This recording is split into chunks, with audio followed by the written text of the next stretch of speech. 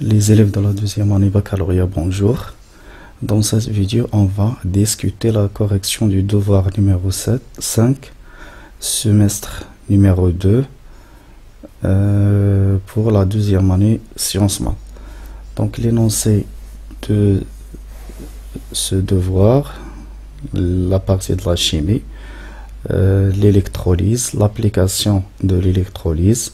Première partie, la production d'un métal. On produit industriellement le cadmium par électrolyse, etc. L'intensité du courant 25 kA, les masses molaires, le volume molaire, les couples oxyrèdes participants. La question 1, sur quelle électrode le cadmium se dépose? Donc pour se déposer le cadmium, donc il y a un dépôt de cadmium sur quelle électrode? Écrire l'équation de la réaction. La question 2, il se produit un dégagement gazeux à l'autre électrode. Identifier l'espèce chimique formée. Écrire la demi-équation de la réaction correspondante. La question 3, écrire l'équation de la réaction globale d'électrolyse. La question 4, calculer le volume du gaz dégagé en 12 heures. La question 5, calculer la masse de cadmium produite en 12 heures. Donc la question 1, quelle est l'électrode? Sur quelle électrode le cadmium se dépose? Donc le cadmium se dépose au voisinage ou sur l'électrode qui s'appelle la cathode, c'est-à-dire l'électrode liée aux bornes négatives du générateur. Donc la réaction qui se produit, c'est CD de plus 2 électrons qui nous donne CD. La question 2, il se produit un dégagement gazeux à l'autre électrode. Identifier l'espèce chimique. Donc sur l'autre électrode, il y a dégagement d'un gaz. Dégagement d'un gaz, comme vous savez que sur l'autre électrode, il se déroule la réaction de l'oxydation. Lors de l'oxydation, il y a réaction des réducteurs. Donc le réducteur qui peut réagir, c'est H2 et H2O. Et comme H2 nous donne H+, donc le produit n'est pas gazeux, donc il reste la réaction convenable ou la réaction qui se déroule, c'est qui forme le dioxygène O2. Donc la correction. Donc la question 1, le dépôt du cadmium. Donc le cadmium se dépose sur la cathode liée à la borne négative. Donc la réaction c'est CD de plus 2 électrons qui nous donne CD solide. Sur l'autre électrode, il se déroule la réaction de l'oxydation. Lors de l'oxydation, il y a formation d'un oxydant, formation d'un réducteur. Donc le gaz produit, c'est le dioxygène. Donc formation d'un oxydant, il réagit le réducteur. Donc l'équation de la réaction est 2H2O liquide qui nous donne O2 gaz plus 4H plus aqueux plus 4 électrons. Donc l'équation de la réaction globale, c'est 2H2O liquide plus 2CD2 plus aqueux qui nous donne 2CD solide plus O2 gaz plus 4H+. Quatrièmement, le volume du gaz dégagé. Donc la quantité de matière de O2 dégagée égale la quantité de matière des électrons sur 4, d'après la demi-équation précédente. Donc d'après cette demi-équation, la quantité de matière de O2 sur 1 égale la quantité de matière des électrons sur 4. Donc NO2 égale N des électrons sur 4. Donc le volume de O2 sur Vm égale Q sur 4F. Donc VO2 égale I fois delta T. On remplace Q par I fois delta T sur 4F fois Vm. La question 5, la masse du cadmium déposé. Donc la masse du cadmium déposé. Donc toujours d'après la demi-équation, la quantité de matière de CD égale la quantité de matière des électrons sur 2. Donc la masse de CD égale I fois delta T sur 2F. Donc la quantité de matière des électrons c'est Q sur F. Au Q c'est I fois delta T. Et la quantité de matière c'est la masse fois la masse molaire de CD. La deuxième partie, une pile rechargeable. Donc on réalise la pile électrique de schéma conventionnel suivant. Zn sur Zn de plus, /Cu de plus sur Cu. Et l'on monte dans le circuit représenté dans la figure numéro 1, qui contient deux bichères, etc., un ampèremètre et un générateur. Donc, premièrement, la transformation spontanée. À l'instant t égale 0, on bascule l'interrupteur à la position 1. L'ampèremètre indique alors le passage d'un courant d'intensité constante. Préciser l'électrode qui joue le rôle de la cathode, écrire la demi-équation, puis calculer la quantité d'électricité qui passe dans le circuit pour que la concentration Zn de plus soit Zn de plus égale 1,75 10 à la puissance moins 2. Donc, la correction, l'électrode qui joue le rôle de la cathode, donc d'après le schéma conventionnel, donc la cathode, c'est le compartiment l'électrode qui joue la cathode, c'est l'électrode de cuivre, Cu, donc le pôle positif. Donc, la réaction qui se déroule, l'équation de la réaction qui se déroule au voisinage de l'électrode, c'est Ce de plus 2 électrons qui nous donne Cu. Donc, c'est la réduction. La réduction au voisinage de la cathode. Cathode, réduction, anode, oxydation. Donc, c'est R, 2 consonnes, et l'oxydation à l'anode, 2 voyelles, A, O et C, R. La quantité d'électricité. Donc, d'après le tableau d'avancement, la concentration de Zn de plus égale C2 fois V plus X sur V. Donc, égale C2 plus X sur V. Donc, d'après cette expression, on tire que X égale V fois la concentration de Zn de plus à l'instant T moins C2. Et d'après le tableau d'avancement, la quantité de matière des électrons égale 2X. La quantité de matière des électrons, c'est Q sur F. Donc, Q sur égale 2F fois V. Donc, on remplace X par son expression.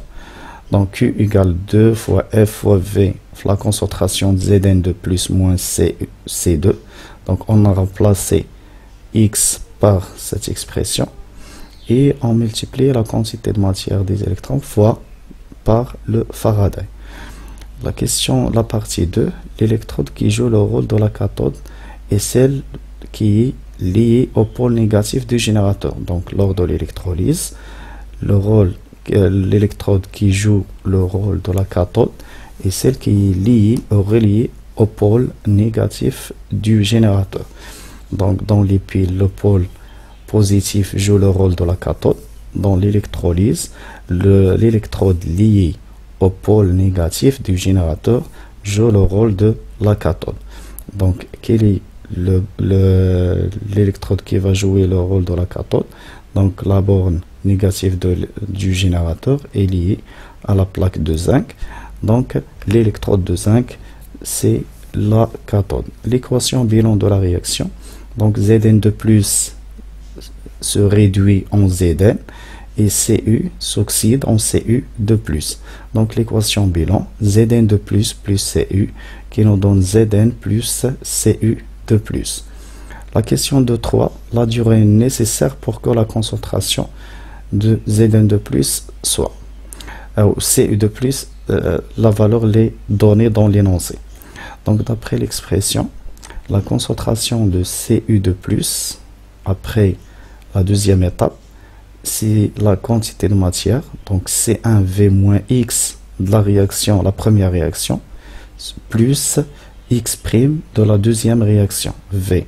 Donc, la première réaction, il y a diminution de la concentration, donc C1V1 plus X, moins X. Et lors de la deuxième réaction, il y a augmentation de la quantité de matière, donc plus X'. Donc, X' égale Cu de plus à l'instant T2 moins C1 fois V plus X. Donc, X, on remplace X par son expression qui est V facteur de Zn moins C2. X, c'est l'avancement de la réaction spontanée, la première réaction. Donc, X' égale, on tire l'expression de X'. Et comme vous savez que la quantité de matière des électrons fois I fois delta T. Donc I fois delta T égale la quantité de matière des électrons fois Faraday. Donc I fois delta T égale 2x' fois Faraday. Ce qui nous donne que delta T égale, on remplace x' par son expression. Donc 2FV sur I, facteur de la concentration de Ce2 plus à l'instant T2 moins C1, plus la concentration de Zn2 plus à l'instant T1 moins C2. La partie de la physique, l'exercice numéro 1. Donc on a deux solides identiques de masse M, sont lancés successivement à partir du point O et A, inclinés sur un plan incliné d'un angle alpha, etc. Donc par des outils informatiques, on a dans un repère terrestre OI, etc. Donc la question 1, calculer les valeurs des accélérations A1 et A2. Par application de la deuxième loi de Newton, exprimer sinus alpha en fonction de A1 et A2, calculer sa valeur. La question 2, trouver l'expression du coefficient de frottement en fonction de G alpha A1 et A2, calculer sa valeur. Et la question 3, trouver les équations horaires x1 en fonction de t et x2 en fonction de t. Et la dernière question, déterminer la date de rencontre des deux solides. Donc la question 1, la valeur de l'accélération. Donc d'après les courbes, la vitesse en fonction de t, soit une fonction linéaire, soit une fonction affine. Donc l'accélération qui est d2v sur dt égale delta v sur delta t égale constante. Donc d'après les courbes, de A1 égale delta V1 sur delta T égale moins 6 et A2 égale delta V2 sur delta T égale moins 4. La question 2, par application de la deuxième loi de Newton sur le solide 1, les forces exercées sont le poids et la réaction du plan. Donc dans un référentiel terrestre considéré galiléen, on applique la deuxième loi de Newton. La somme des forces égale M à G. Les forces exercées sur le solide S1 CP plus R égale M à G. La projection sur l'axe OX, donc la projection de P, la composante horizontale, la composante verticale, donc Px c'est l'opposé de alpha, donc c'est moins CMG sinus alpha, et la projection de R, c'est la composante horizontale, c'est moins F. Donc, moins mg sinus alpha, moins F égale M à 1. La même chose, la projection, l'application de la deuxième loi de Newton sur le solide S2. La somme des forces égale M à G, donc P plus R égale M à G. Donc, P, la projection de P, la décomposition en deux composantes, la composante horizontale, la composante verticale. Donc la composante horizontale en fonction de x a un sens opposé, donc c'est moins, c'est l'opposé d'alpha, donc moins mg sinus alpha. Et la projection de R, dans ce cas, la composante horizontale est contre le sens de mouvement, donc dans le sens de OX. Donc on obtient moins mg sinus alpha plus F égale M à 2. Donc la relation 2. Donc d'après les deux relations, on a la relation 1 moins mg sinus alpha moins f égale m à 1 et la relation 2 moins mg sinus alpha plus f égale m à 2. Donc pour déterminer sinus alpha, il faut se débarrasser de f. Donc il faut éliminer f. Donc on associe les deux équations membre à membre. On obtient moins 2 mg sinus alpha égale m à 2 plus A1. Donc sinus alpha égale A2 plus A1 sur moins 2G. Donc alpha égale 30 degrés. La question de 2, le coefficient de frottement. Donc toujours d'après les équations précédentes, les formules précédentes. Donc pour déterminer l'expression de F, on va faire une soustraction entre les deux équations.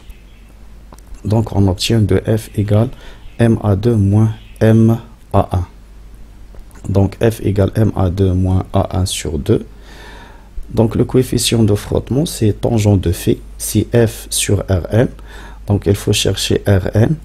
Donc la projection de P sur OY, c'est moins P cosinus alpha, donc moins mg cosinus alpha. La projection de R sur OY, c'est Rn.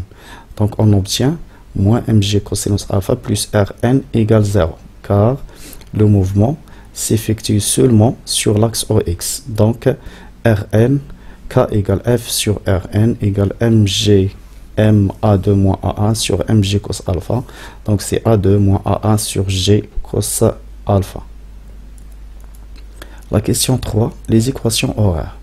Donc A égale constante, donc V1 égale A1T plus V01. Donc V01 d'après la courbe V01 c'est 3. Donc X1 égale 1 demi A1T carré plus V01T plus X01. X01 d'après l'énoncé c'est 0, car le solide est lancé à partir du point O. Donc l'équation X1 égale moins 3T carré plus 3T. De la même manière, on trouve la deuxième équation, X2 égale moins 2T carré plus 1, car V02 égale 0. La quatrième question, la date de rencontre. Donc la date de rencontre, donc le point de rencontre des coordonnées x qui vérifie les deux équations. Donc x1 égale x2. x1 égale x2, donc moins 3t carré plus 3t égale moins 2t carré plus 1.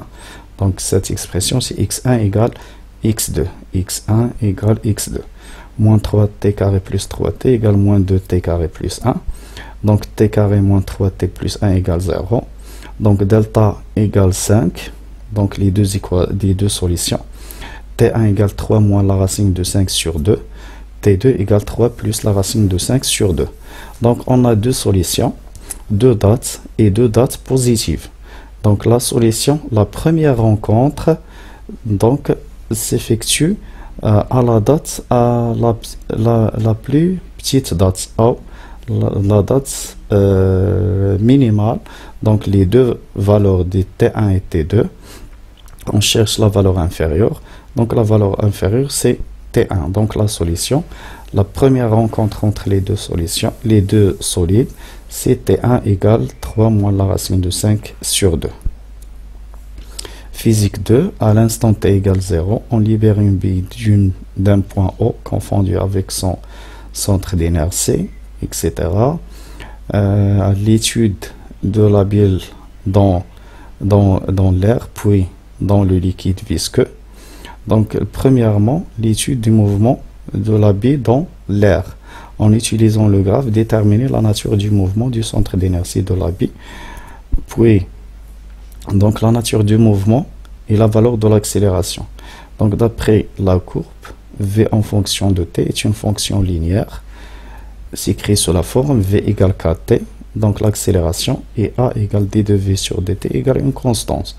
Donc comme l'accélération est constante et la trajectoire est rectiligne, donc le mouvement est rectiligne uniformément varié, ou plutôt uniformément accéléré. La trajectoire est rectiligne, donc le mouvement est rectiligne uniformément varié car l'accélération est constante. Ou on dit que le mouvement est rectiligne uniformément accéléré, car la vitesse augmente au cours du temps, donc le mouvement est rectiligne uniformément accéléré.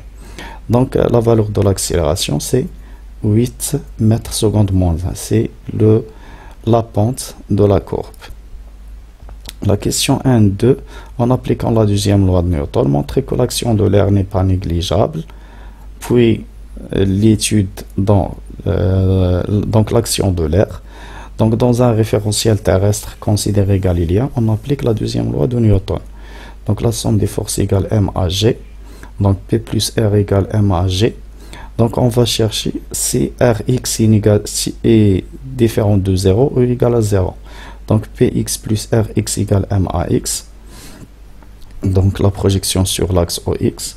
Donc Px c'est P et Rx c'est, on laisse la formule de Rx, l'expression de Rx, donc égale Ma moins Mg. Si on calcule cette valeur, on trouve que Rx est différent de 0. Donc Rx n'est pas nul. Si on veut plus précisément montrer que Rx n'est pas négligeable devant le poids, donc on va calculer le rapport, la valeur absolue de Rx qui est R sur P. Donc R sur P égale A sur G moins 1, donc égale 1 sur 5. Donc P est 5 fois supérieur à R, donc R n'est pas négligeable.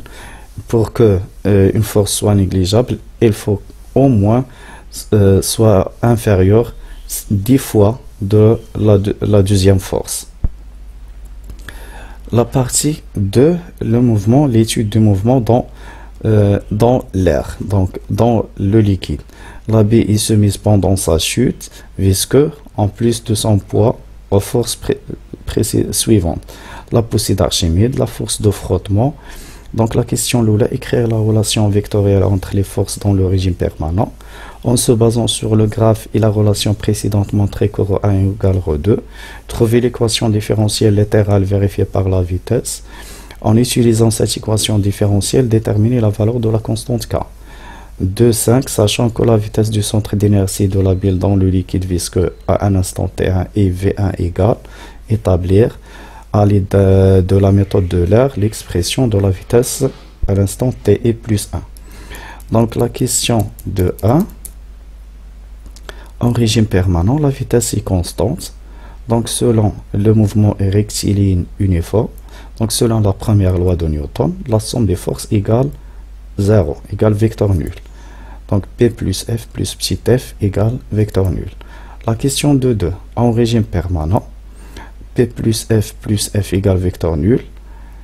Donc Px plus Fx plus petit f x égale 0. Et d'après la courbe, on a V limite égale 0. En régime permanent, la vitesse est nulle. Donc en régime permanent, F petit f est nul. La force de frottement est nulle. Donc Px plus Fx égale 0 en régime. Donc Px ρ1 Vg moins ρ2 Vg égale 0. Ce qui nous donne que ρ1 égale ρ2. La question de 3, l'équation différentielle. Donc dans un référentiel terrestre, on applique la deuxième loi de Newton. La somme des forces égale m à g. Donc P plus F égale m à g. La projection sur l'axe OX, P, la projection de P c'est P, la projection de F c'est moins F, la projection de petit f c'est moins kV, égale m d de V sur dt. Et d'après la question précédente, on a ρ1 égale ρ2. Donc ρ1 Vg moins ρ2 Vg égale 0.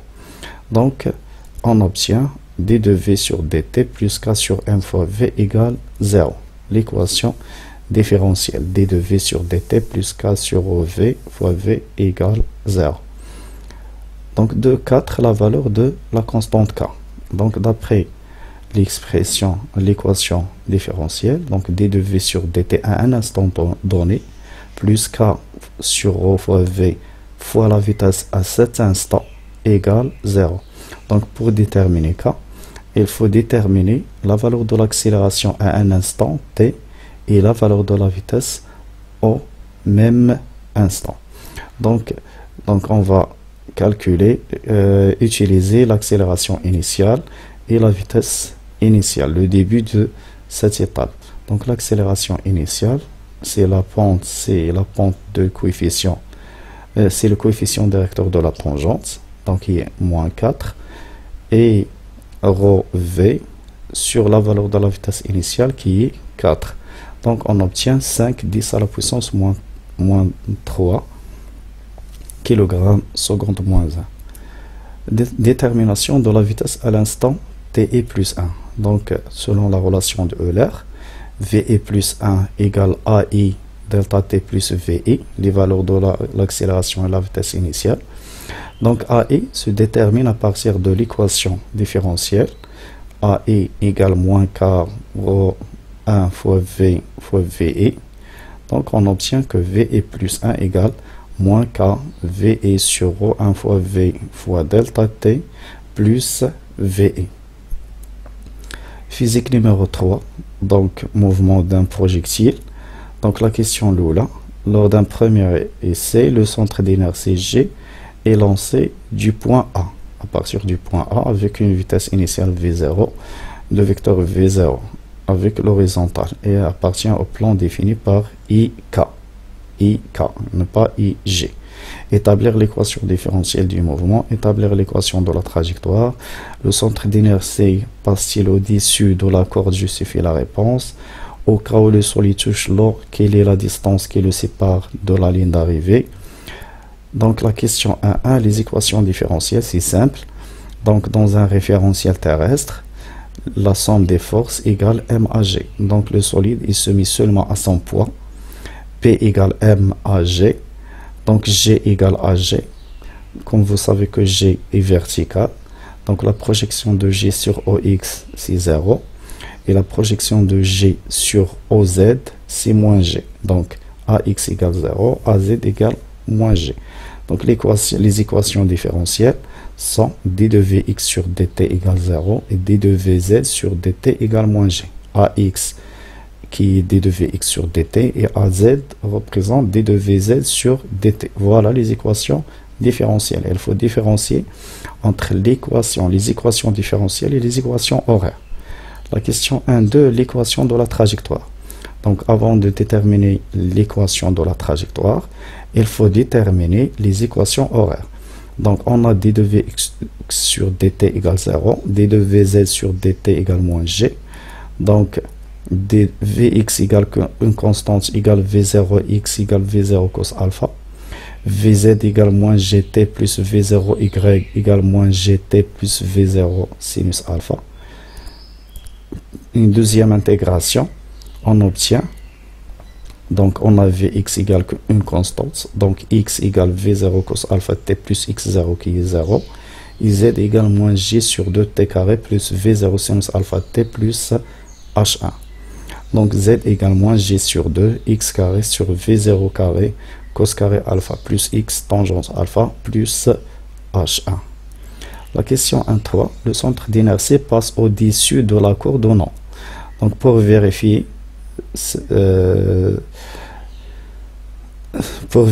on doit calculer le code z pour x égale L.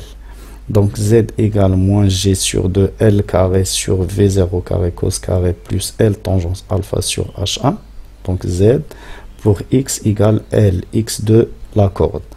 Donc on calcule z, peut-être c'est 2,7, environ 2,7.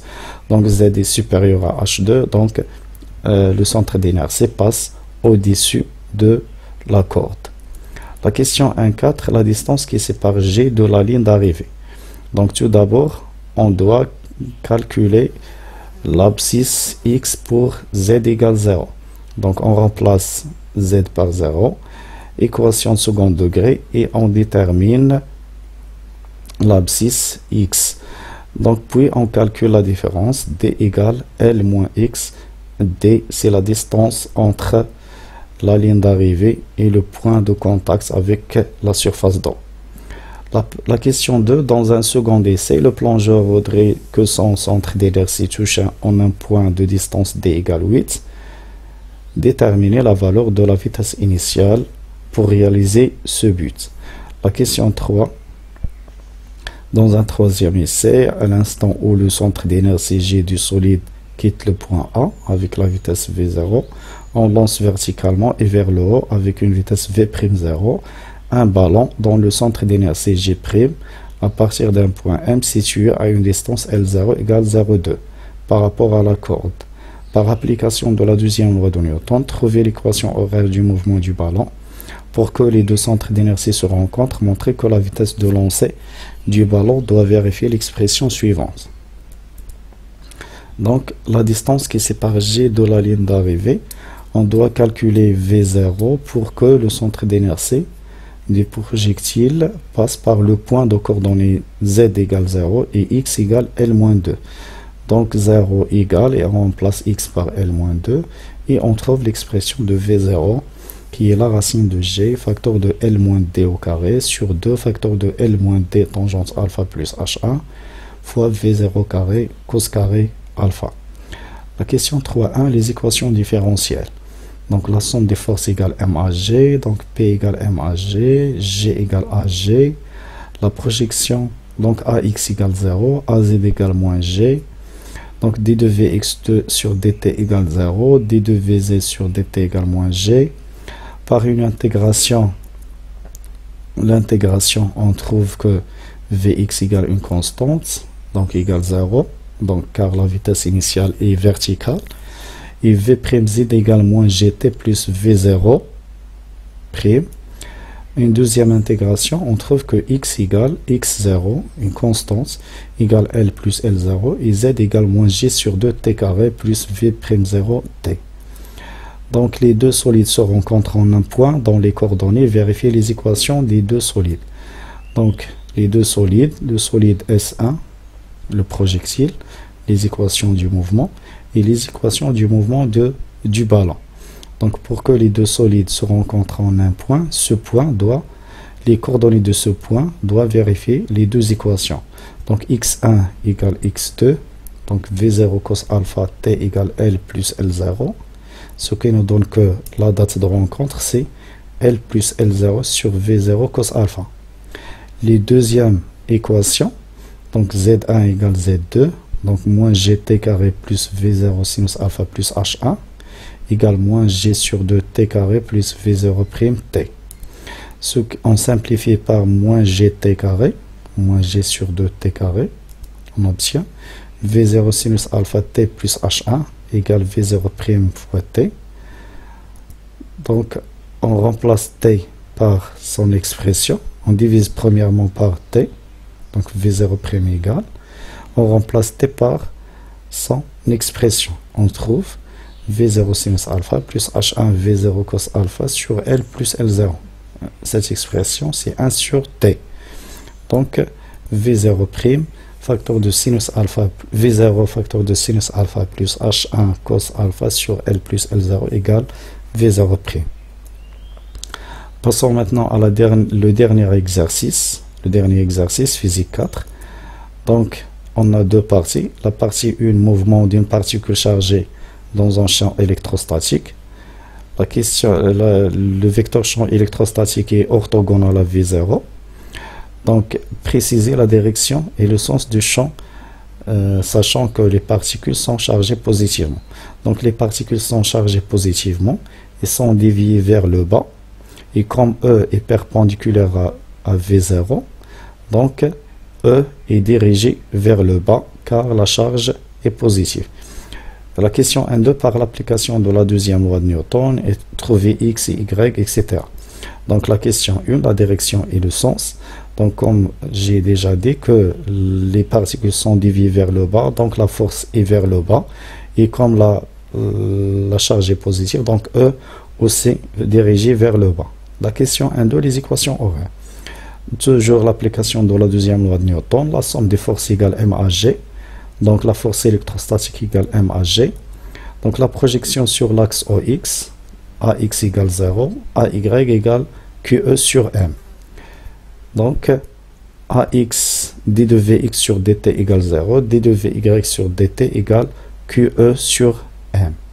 Une deuxième intégration, on trouve que Vx égale constante égale V0, Vy égale QE sur M fois t.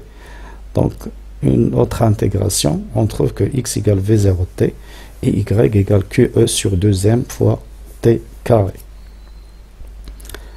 La question 1.3, trouver la charge massique. Donc on a x égale V0t et y égale QE sur 2m fois t carré. Donc on a x et y du point d'arrivée A. Donc y égale q fois e x carré sur 2m V0 carré. Donc, on remplace y par d et x par grande L. On trouve cette expression. Ce qui nous donne que q sur m égale 2d v0 carré sur e fois L au carré. La valeur de ce rapport, q sur m égale 4,7, 10 à la puissance 7, coulomb, kilogramme moins 1. La partie 2, mouvement dans un champ magnétique. Donc, toujours le vecteur B est perpendiculaire à V0 et les particules ont une trajectoire circulaire dirigée vers le bas. Donc la question de 1, préciser le sens du champ magnétique, montrer que le mouvement est uniforme, exprimer la charge Q en fonction du rayon. Donc le sens, donc en utilisant la règle de la main droite, donc comme la charge est positive, donc on dirige la main droite selon V0 et le pouce est dirigé vers le bas, c'est-à-dire selon la force F. Donc la paume nous donne le sens de B. Donc le sens de B est vers l'avant. Donc c'est un point. La question 1-2, les équations horaires, n'est pas les équations horaires. Donc on va montrer que la force est, on va montrer que le mouvement est uniforme. Donc on projette on fait la projection de F sur le repère, dans le repère de freinée, donc sur le vecteur unitaire tangentiel. Donc on trouve que A tangentiel égale d de V sur dt égale 0, car l'accélération est perpendiculaire à V, puisque F est perpendiculaire à V0, donc F, la force magnétique, est perpendiculaire à V et perpendiculaire à B. Donc F perpendiculaire à V, donc A aussi perpendiculaire à V, donc A tangentiel égale 0, donc V égale constance, le mouvement est uniforme. 1, 2, 3, l'expression de la charge massique. Premièrement, la projection sur le vecteur unitaire sur l'axe MN nous donne AN égale V carré sur R, donc V carré sur R égale QB sur M, donc le rayon égale Q sur M égale V sur le rayon fois B. Donc la valeur de la charge massique, on trouve la même valeur, 4,7 10 à la puissance 7 coulomb kilogramme moins 1. La dernière question, quels sont les ions qui satisfont au résultat précédent? Donc on doit calculer le rapport du nombre de charges sur le nombre de masses. Le nombre de charges portées par l'ion sur le nombre de masses. Donc Q sur M égale alpha fois E sur A fois la masse d'un proton. Donc alpha sur A égale Q fois MP sur M fois E égale 1,5. Donc les ions qui ont une charge, le nombre de charges portées sur le nombre de masses égale 1,5 sont l'hydrogène 1, 2. Donc le nombre de charges c'est 1 et le nombre de masses c'est 2. Donc et aussi l'hélium 2 plus 4. Donc et là il y a deux possibilités. Donc merci pour votre attention et à la prochaine vidéo, Inch'Allah.